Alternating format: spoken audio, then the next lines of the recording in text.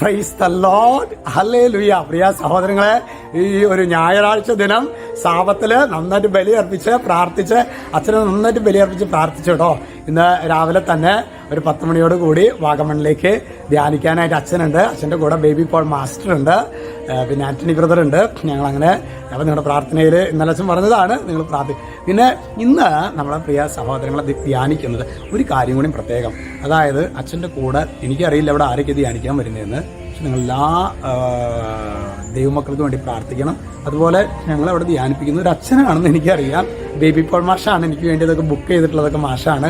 അപ്പോൾ ഞാൻ പിന്നെ അതായത് ആര് ധ്യാനിപ്പിച്ചാലും ദൈവം, ഞാനത് ഒരു പല രൂപതയുടെ സ്ഥാപനമാണെന്ന് എനിക്കറിയാം, അത് മാത്രമേ ഞാൻ നോക്കിയിട്ടുള്ളൂ. പിന്നെ ആര് ധ്യാനിപ്പിച്ചാലും കർത്താവിൻ്റെ വചനം ആര് പറഞ്ഞാലും it is so powerful. Hallelujah.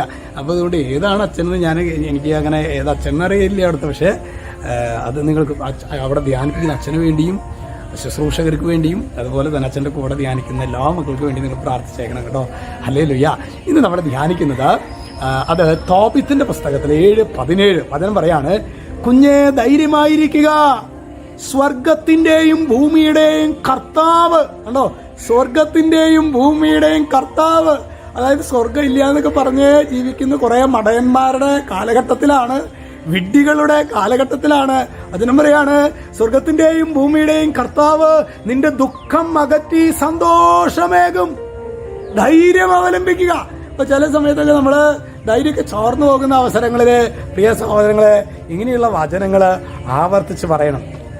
ഞാനിപ്പോഴും ഓർക്കുന്നുണ്ട്, ഏതാനും ദിവസങ്ങൾക്ക് മുമ്പ് ഒരു 7ാം ക്ലാസ്സിൽ പഠിക്കുന്ന കുട്ടി വന്നിട്ട് പറയായിരുന്നേ, അച്ഛൻ പറയുന്ന ആ യൂട്യൂബിൽ പറയുന്ന വചനങ്ങൾ ഞാൻ എഴുതും. എന്നിട്ട് എനിക്ക് ഓരോ ദിവസവും എനിക്ക് അച്ഛൻ നൽകുന്ന വചനം, അതായത് ഈശോയുടെ വചനം, അത് എൻ്റെ ഏതെങ്കിലുമൊക്കെ ഒരു കാര്യമായിട്ട് ബന്ധമുണ്ടായിരിക്കും. അപ്പം ഞാൻ ഒരു നോട്ടിൽ അത് എഴുതിയെടുക്കും, സ്കൂളിലൊക്കെ പോകുമ്പോൾ പോക്കറ്റിലിട്ട് പോകും. എന്നിട്ട് ഒരു പ്രശ്നം വരുമ്പോൾ ഞാൻ ഈ വചനം ആവർത്തിച്ച് പറയും. ഈശോ അത്ഭുതകരമായ വിധത്തിൽ എന്നെ ധൈര്യപ്പെടുത്തുന്നുണ്ടെന്ന് പറഞ്ഞൊരു കുഞ്ഞ് പറഞ്ഞത് ഞാൻ ഓർക്കുകയാണ്. ഹല്ലേലൂയ. അതുകൊണ്ട് ഈ വചനം നിങ്ങൾ പഠിക്കണം കേട്ടോ. കുഞ്ഞ് ധൈര്യമായിരിക്കുക, സ്വർഗത്തിന്റെയും ഭൂമിയുടെയും കർത്താവ് നിന്റെ ദുഃഖം അകറ്റി സന്തോഷമേകും. എന്നിട്ട് പറയാണ്, ധൈര്യം അവലംബിക്കുക. യേശുവേ, പ്രതികൂലങ്ങളിലെ നഷ്ടധൈര്യരായിരിക്കുന്ന ഓരോ മക്കള്, പ്രതീക്ഷ നഷ്ടപ്പെട്ട ഓരോ മക്കള്, കർത്താവ് യേശു ക്രിസ്തുവിൽ ധൈര്യപ്പെടട്ടെ, അനുഗ്രഹിക്കപ്പെടട്ടെ. ഈശോയുടെ നാമത്തിൽ അനുഗ്രഹിക്കുന്നു ഇപ്പോഴും എപ്പോഴും എന്നേക്കും. ആമേൻ.